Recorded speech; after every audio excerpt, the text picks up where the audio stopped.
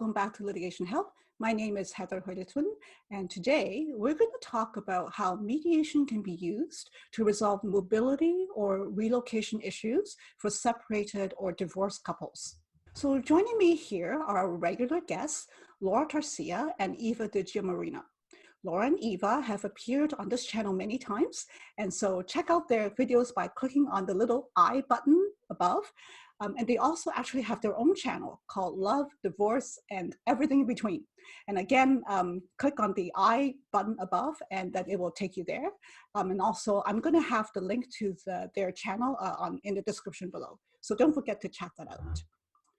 Okay, so today we're going to talk about the situation when one parent, and it's usually the custodial parent, wants to move away with the child to another location, but that would deprive the access parent from visiting with the child.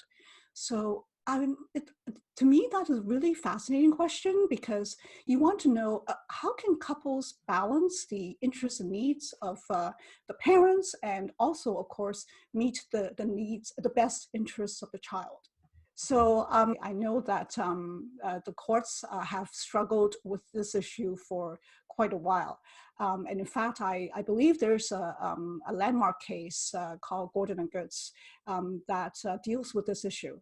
So I'm not a family lawyer, so I am going to stop now and I'm going to ask Eva. Eva, can you give us a little bit of a backgrounder as to what the law says about this issue? Sure. So the law has really been developed over time when it comes to mobility and moving with your children and what you have to do. So originally, I'll take it back, at least it's been about 25 years. 25 years ago, generally the law was whoever had custodial rights, and the law has changed. So we'll talk a little bit about that, and the terminology has changed. So we'll talk a little bit about that. But back then, what it used to say was whoever had the custodial rights of the child, so that meant whoever had the decision-making authority over the child, okay, whoever was making the major decisions in the children's lives, could choose to move with their children. Okay, and wherever they chose to move, as long as they thought it was in the best interests of the child, they could move. Okay, as long as they could prove it. And the courts really said, well, the person who knows the children the best or what's in the best interests is the one who's making their decision, the one that is with them all the time. So then Gordon and Gertz came around to say, that's a little complicated.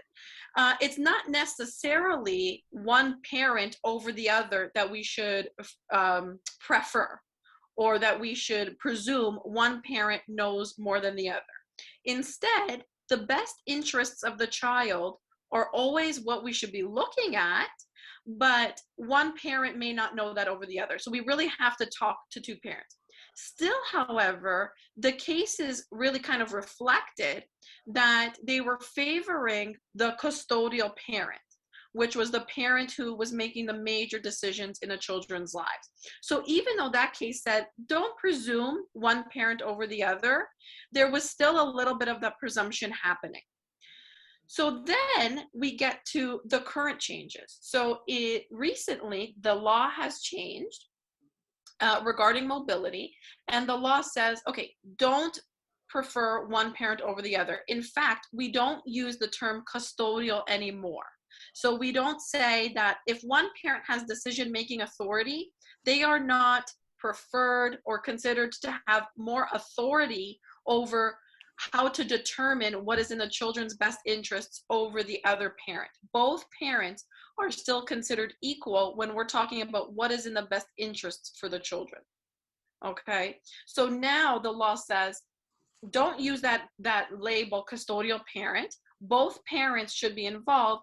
And now what the law says is, regardless of who's making the decisions over the children's lives, both parents have to provide, if you're going to move with the children, or if you're going to move and that impacts the children in any way, you have to provide a notice provision.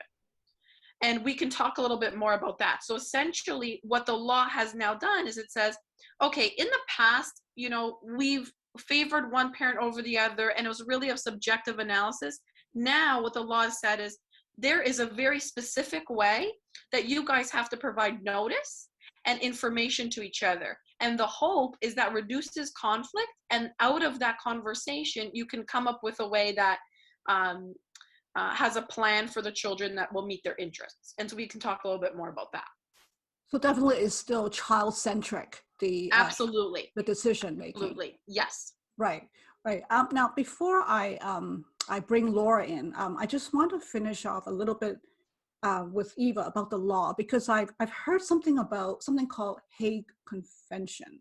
Yes. Can you explain what that is? Absolutely. So the Hague Convention essentially is an international law or convention, essentially, for lack of a better term, that essentially says that when there is a custody or a custody arrangement or order, and in one part of the world, okay, that assigns to the Hague Convention, if a family is to leave and move to another part of the world, that part of the world would acknowledge it. So I'll illustrate it by an example. Okay. Canada is a Hague Convention signatory, meaning that we belong to the Hague Convention. We acknowledge that all the other countries that are signatories to the Hague Convention have their own ways of dealing with custody and access that should be respected.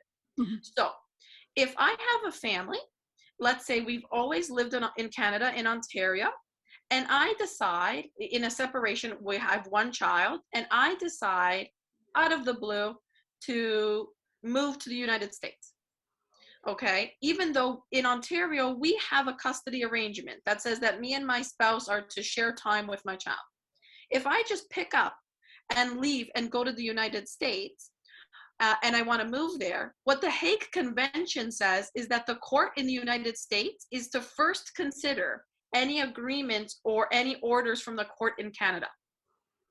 They have to listen to that first, because there's an acknowledgement that that legal system is equal to the system in the United States, and that the assumption is that a judge in the United States would have said the exact same thing that a judge in Canada is. Mm-hmm. The idea is that you can't jurisdiction shop, right? So I can't say, oh, well, maybe Arizona is a little bit more friendly to moms, right? Or Tennessee, really likes dad, so I'm going to fly to Tennessee and have a court decide there. You can't do that. Now, where that becomes important is because there are countries that are not signatories to the Hague Convention.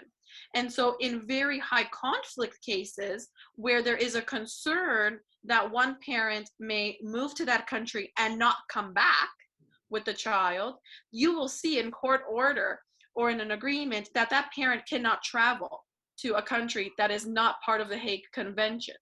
Because essentially what a parent can do is if one parent moves to a country that is a signatory of a Hague Convention, we can get a court order here saying that they have to come back.